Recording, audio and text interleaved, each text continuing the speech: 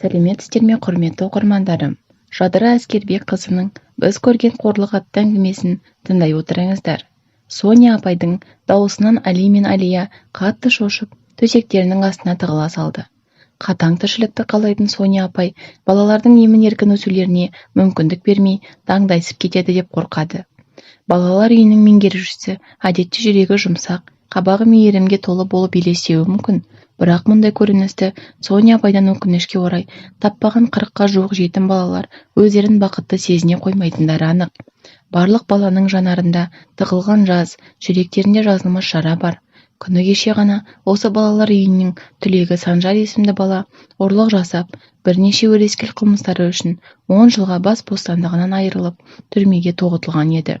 Ашу, ыза, булыққан кектен туған кәрі ағар іс-әрекетке барғанда, әйтпесе жетімдіктің дәмін татқан Санжардың басын сипап ақыл айтқан тәрбиеші де қарнын тойдырған жөнді жылы тамақта болмаған еді. Ұядан ұшпай тұрып қанаты сынып, жігері құм болған баланың қияли бостандыққа шыққанда биікке самғай алмасы белгілі емес пе? Балалар үйінің шамадан тыс қатал тәртібі әсер етпей қоймады. Түптің түбі, түрмеден бір шыққан Санжардың жолын жалғап кету қаупі бар қаншама ер бала тәрбиеленіп жатыр. Бұл Соня апайдың қолының астында. Меңгерушісі Соня тұрмыста жолы болмаған, ана болу сезімін бастан кешпеген, жалғыз басты, өмірге деген көзқарасын тым басқа әйел. Ненің жақсы, ненің жаман екенін үйретпейтін мұндағы тәрбиешілердің барлығы Соня апайдың көшірмесі дерсіз. Жылына келетін бір реттік тексерудің арқасында бір күн болса да ыстық тамақтарын ішіп, жылы әрі таза төсектеріне жатып, жып-жылтыр парталарында сабақ өтіп, әсем ойыншықтарымен ойнап мәз болып қалады.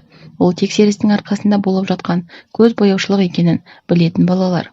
Сондай бір сәтте жаны қатты қиналып, өтірікке тойған тәрбиеленуші жетімдер Али мен Алия шыдамай тексерушілерге балалар үйінің пылығын жайып салған еді. Қалған балдар қорыққанынан Соня апайдың сөзін сөйлеп, Али мен Алиянікі құр сандырақ деп жоққа шығарып, былық сол күйі жабылып қалған болатын. Али мен Алияның сол күні жеген таяқтарының ащысы әлі естерінде. Ендігі сорақысын айтайын. Сол күні жертөледе жеген таяқтары естен кетпей, көпке дейін Али мен Алия түнде шошып оянып, жайсыз түстер көріп жүрді. Өздерін өзгенің көзіне шел боларларын қайдан білсін байғұстар. Туған аналары дүниеден өтіп, қатыгез әке бай әйелдің ізінен еріп бұл екеуінің көздерін жәутеңдетіп, балалар үйіне өткізе салғаны аздай өмірдің өгесігені жандарына қатты батты. Аналарынан айырылған бұл екеуі ғана емес, тұл жетімдіктің дәмін татқан қаншама балалардың түнде тұншығып, дыбыстарын шығармай өксік жылаған жастарынан талай жастық суланған. Күндіз бала болып у-шуласып, ойнау тиген арман, аяқтарының ұшымен жүретін. Баспаналарының мұндай болғанына болайын, пана болып жарытып тұрған жоқ. Соня апай бүгін таң атпастан келіп алған. Барлық бөлменің есігін қағып, балалардың зәресін ұшырып қойды. Таңмен таласа оянуға онша құмартпайтын балалар тұрғылары келмесе де, үлкен зал жақтан шығып жатқан әдемі әуенді естіп таң қалды. Орындарынан ұшып тұрып, залға қарай башпайларының ұшымен жақындағандары сол еді, аспазшы Әділет ағайлар. Сүмелектер, Соня апайларыңнан таң атпастан сөз естігілерің келіп жүр-ау шамасы. Байқаймын, әуен құлақтарыңа майдай жағып жатыр ма деп балаларды қуып жатқанда, залдан шыққан Зоя есімді музыка пәнінен сабақ беретін мұғалімдері: "Доғар Әділет, балаларға айғайлама, бар жұмысыңды жаса. Соня апайдың рұқсатымен барлық бала залға жиналсын" деді.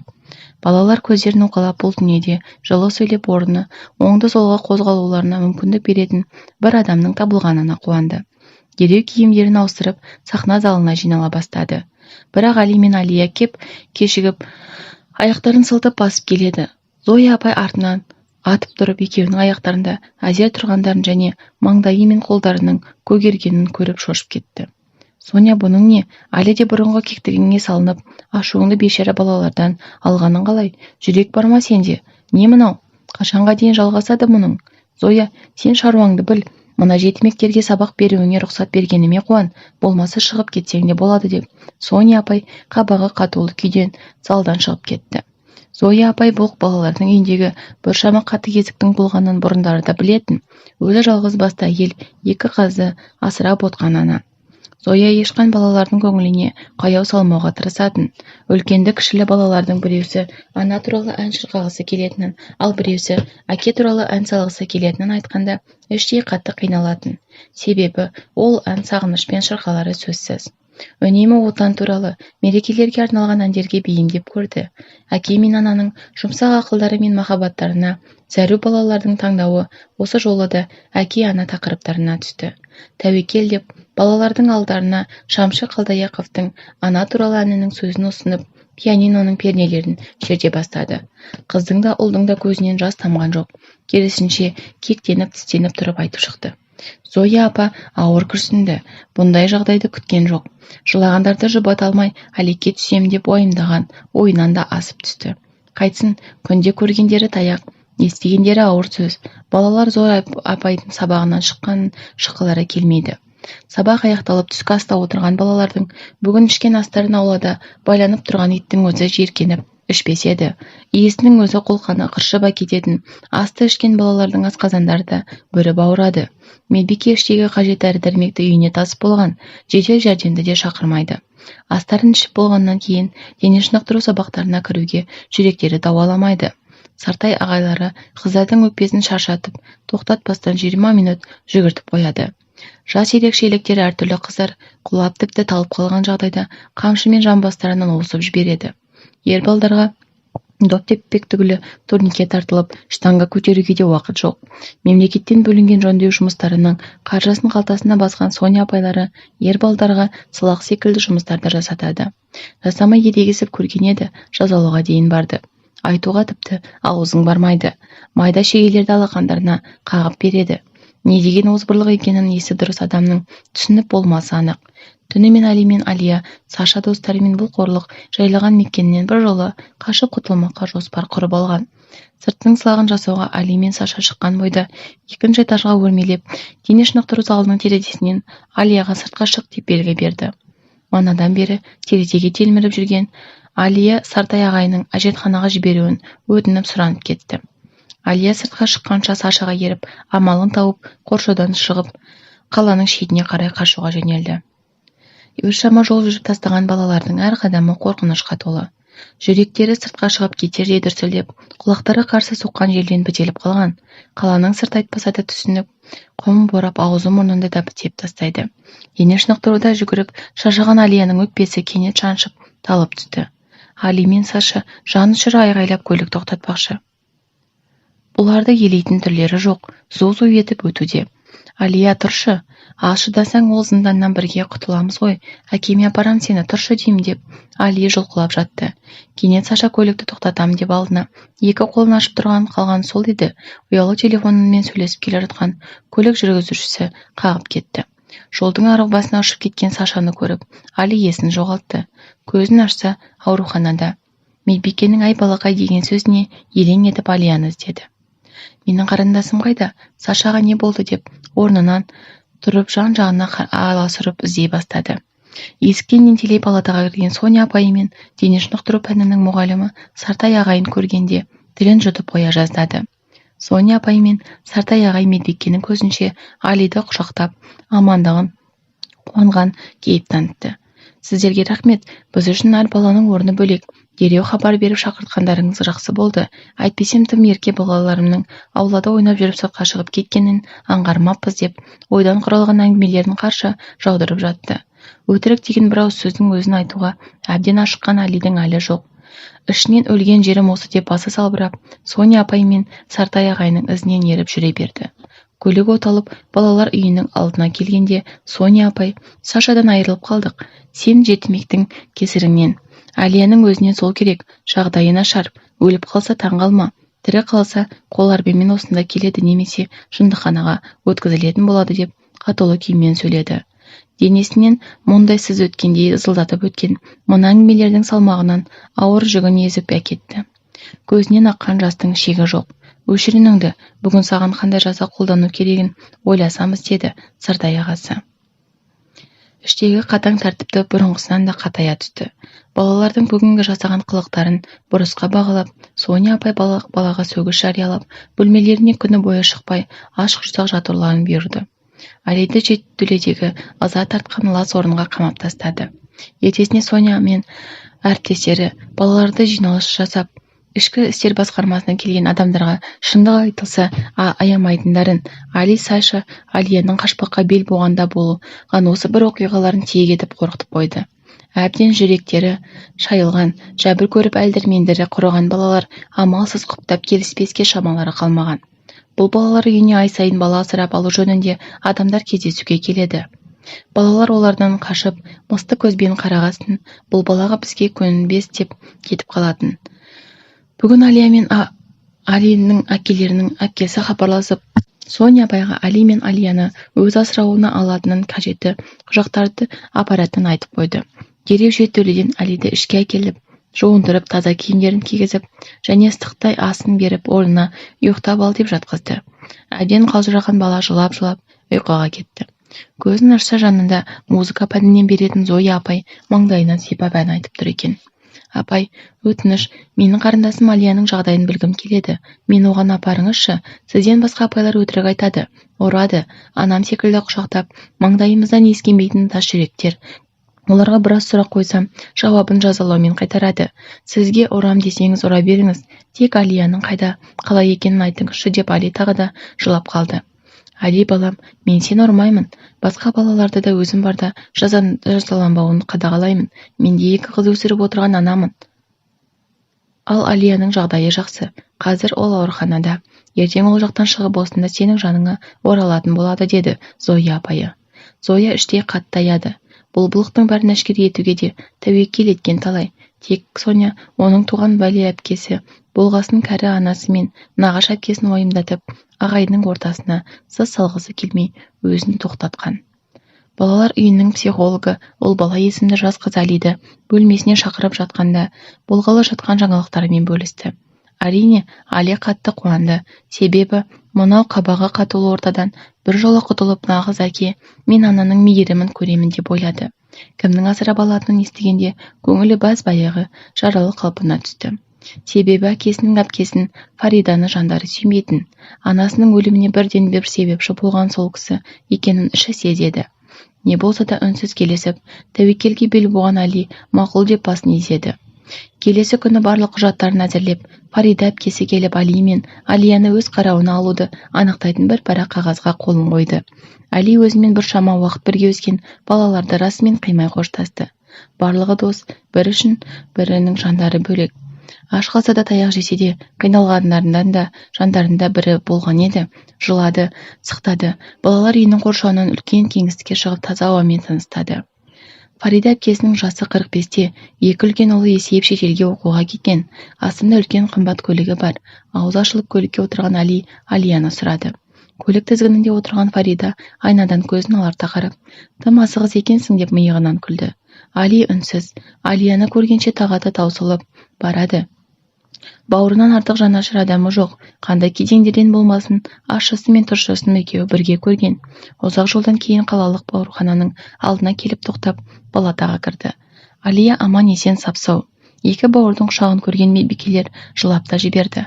Жапсас балаларды бесіктен белдері шықпай жатып сынап тастаған мынау өмірдің жалған екеніне сенбеу мүмкін емес. Алия, біз енді бостандықтармыз, бірақ қуануға әлі ерте деп құлағына сыбырлады. Осылайша екеуі Фарида әпкелерінің зәулім сарайларына келіп, түпкі бөлмедегі орынға орналасты. Бұрын соңды тек қана кинодан көретін хан сарайындай, бұл үйді өңінде көргендеріне таң тамаша. Үйді аралап көрмекке бел буғанда Фарида әпкелері, менің өз заңдылықтарым бар, сендер соған бағынуға міндеттісіңдер. Бастышы, шулап, басымда ұрсаңдар аямаймын деп, үй қызметшісіне екеуін үймен таныстыруды тапсырды. Фариданың бар ойы Али мен Алияның мемлекеттік берілетін ай сайынғы жәрдемақысы еді. Оған қоса асыраушысы ретінде ақша алуды меңзеген. Бұрындары Алия мен Алияның ата-анасы жандарында болған сәттерінде бұл Фарида әпкелері талай кесірін тигізген еді. Бұлардың бәрі еміс-еміс естерінде. Бір туа кеш әйелге барып, Али мен Алияның анасын дуалатып, айықпас дертке ұшыратқан. 2 жылдай төсек тартып жатқанында емдетеміз деп банктен кредит алдырып, Фарида өзінің керек жарағына жаратып жіберген. Ауруына ауру жамалап, аналары ақыры өліп, үйлері кредиттің өтемімен мемлекеттің қолына өтіп кетті. Ақыры мына екі баланың сенің балаларың болып жарытпайды, үйленіп басқа отбасын құр, балаларды жетімдер үйіне берсе қиналмай, және саған кедергі жасамай өседі деп, інісін көндіріп, Али мен Алияны тұл жетімдікке жеткізген Фарида еді. Балалар үйінде сасыған төсек пен ашылған тамақтан кішкене де болса айырмашылығы болғанына екеуі шүкіршілік етіп үнсіз жүр. Жастары жетіге келсе де әлі мектеп табалдырығын аттамаған. Себебі Фарида таныс дәрігерлеріне пара ұсынып, бұл екеуінің ақыл-есі кемдеу деп қағаз алып, мұғалімдерді үйге шақырып оқытатын болды.